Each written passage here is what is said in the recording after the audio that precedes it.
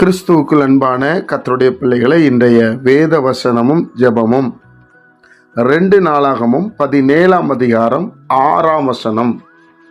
கர்த்தருடைய வழிகளில் அவன் இருதயம் உற்சாகம் கொண்டது, அவன் மேடைகளையும் விக்கிரக தோப்புகளையும் யூதாவை விட்டு அகற்றினான்.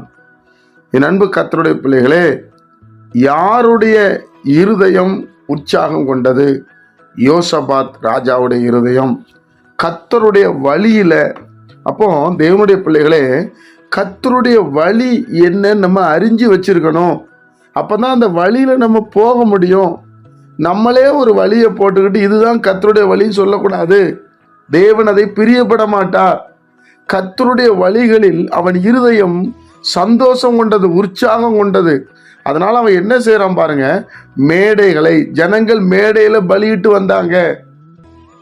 தேவனுடைய பிள்ளைகளே அதை அகற்றினான். அவன் ராஜா. இந்த மேடையை அகற்றினாதான் பின்னாடி ஜனங்கள் இடரடைய மாட்டாங்க. அப்ப மேடைகளை அகற்றினான். தேவனுடைய பிள்ளைகளே, இன்றைக்கும் நம்மளும் நம்ம வீட்டுக்குள்ள ஏதோ ஒரு போட்டோவோ, இயேசு கிறிஸ்து என்று சொல்லக்கூடிய ஏதோ ஒன்று யாருக்கோ ஒருத்தருக்கு இடலாம் இருந்தா நம்ம மேடை வச்சிருக்கிறோம்னு அர்த்தம். அப்புறம் விக்கிரக தோப்புகளை யூதாவை விட்டு அகற்றினான். என் பட்டணத்துல இருக்கக்கூடாது, என் சரீரத்துல எந்த ஒரு காரியமும் இருக்கக்கூடாது, அந்நிய கிரியைகள் இருக்கக்கூடாது. தேவனுடைய பிள்ளைகளை, நீங்கள் அப்படி தியானித்து பாருங்க இந்த வசனத்தை. உங்க வழி கர்த்தருடைய வழியில உற்சாகமா இருக்கா? சந்தோஷமா இருக்கீங்களா? தேவனுக்கு பிரியம் இல்லைன்னா நான் செய்ய மாட்டேன் அப்படி சொல்ல முடியுமா நம்மளால? அப்படி செய்தால் தேவனுடைய பிள்ளைகளே, யோசபாத் நாட்களிலே வெற்றியை நாம் பார்க்க முடிஞ்சது. அப்ப நம்மளும் வெற்றியை காணுவோம்.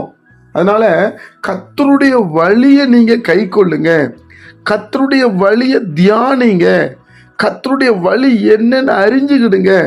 அந்த வழியில நீங்க நடக்கணும்னு நினைச்சா உங்க இருதயம் உற்சாகமாயிரும்.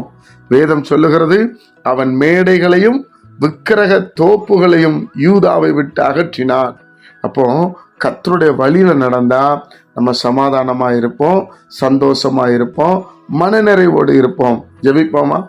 பரிசுத்த பிதாவே, உம்முடைய குமாரன் இயேசு கிறிஸ்துவின் நாமத்தில் வருகிறோம். இந்த நாளை நீர் எங்களுக்கு ஆசீர்வதித்து தாரும். உம்முடைய சமாதானம் எங்களுக்குள்ள இறங்கி வரட்டும். கர்த்தருடைய வழியில நாங்கள் உற்சாகமா இருக்க எங்களுக்கு கிருபை செய்யுங்கப்பா.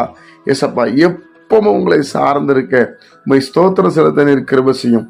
கர்த்தராகிய இயேசு கிறிஸ்துவின் மூலம் ஜெபிக்கிறோம் பிதாவே, ஆமென்.